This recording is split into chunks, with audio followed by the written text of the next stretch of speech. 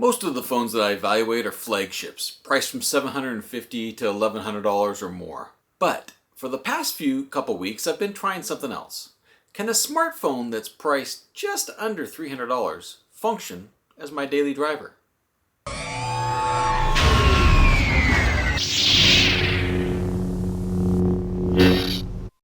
Hello everybody, this is Matthew Miller, otherwise known as Palm Solo, coming to you again with another video review and a written review on Substack. If you like what you see here, I appreciate any kind of subscription as I try to build up this YouTube channel.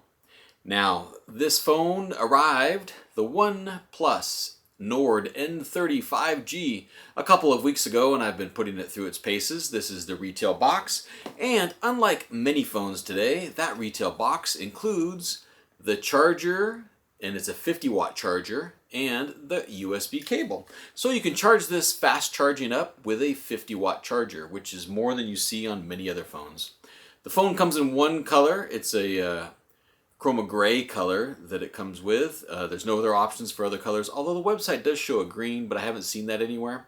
There's different outlets where you can purchase this on Amazon, OnePlus, Best Buy, I believe, and some other outlets. Oh, also, it'll be coming to T-Mobile and Metro by T-Mobile as well for even a lower price. So this is the phone. This is the back of the phone here, and this phone is going to be available for $299.99.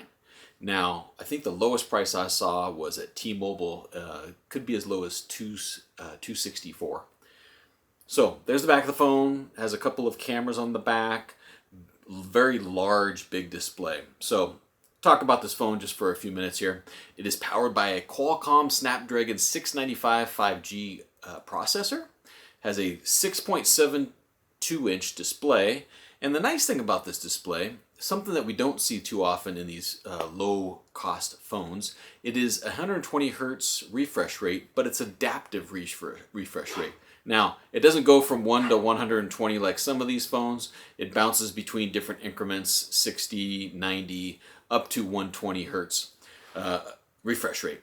It has 8 gigabytes of RAM built into it, with the ability to shift another 8 gigs of the internal storage to a virtual RAM. So you could get up to 16 gigs, 8 gigs plus 8 gigs virtual.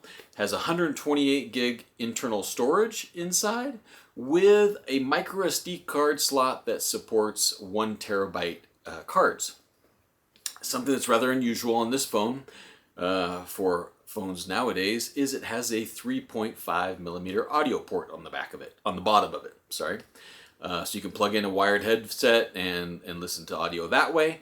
It also comes with dual stereo speakers, which is kind of rare for a low-cost phone. We usually see one mono speaker on this. It actually sounds pretty good on this phone as well. It has a massive battery, 5,000 milliampere battery with that 50-watt wired charging that I mentioned. There's no wireless charging. There's no water resistance. There are some compromises that have to be made. This is a plastic phone on the back and the sides. The back is glossy, so it will get fingerprints on it. But the nice thing about plastic is if you drop it, it's not going to crack and break like a glass display panel would. Couple camera openings on the back. This top one has one camera, the bottom has 2 cameras. So the top one is a 108 megapixel shooter with the bottom having 2 lenses in there. They're both 2 megapixel, one for a depth sensor, another one for macro photography. And then on the front, it's a hole punch camera that is a 16 megapixel front facing camera.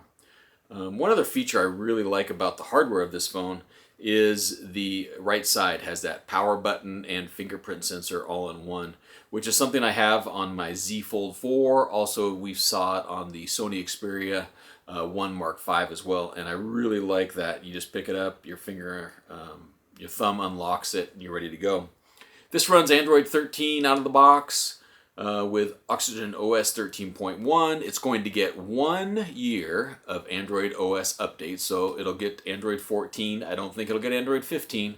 And then 3 years of the bi-monthly Android security updates, which is a big deal. That's the more important thing. I mean, if you buy this phone, you're paying $300.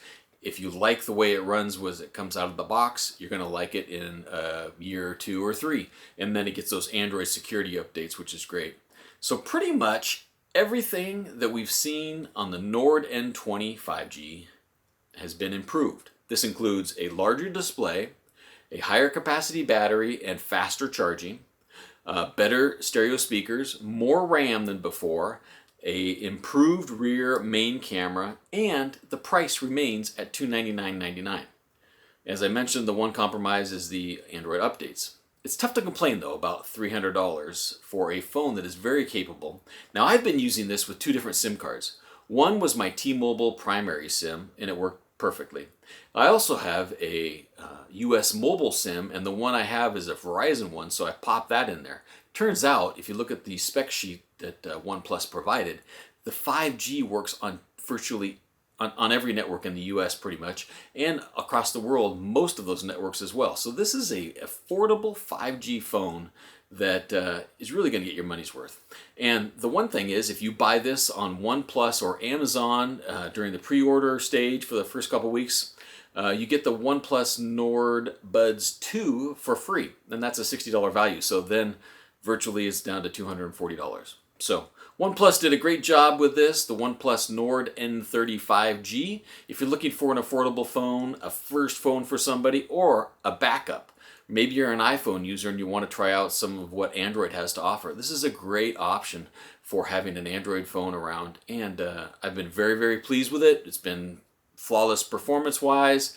I got to do some more picture taking with it to compare the camera with other cameras, but for $300, it's a great buy. And thank you everybody for watching. May the mobile force be with you.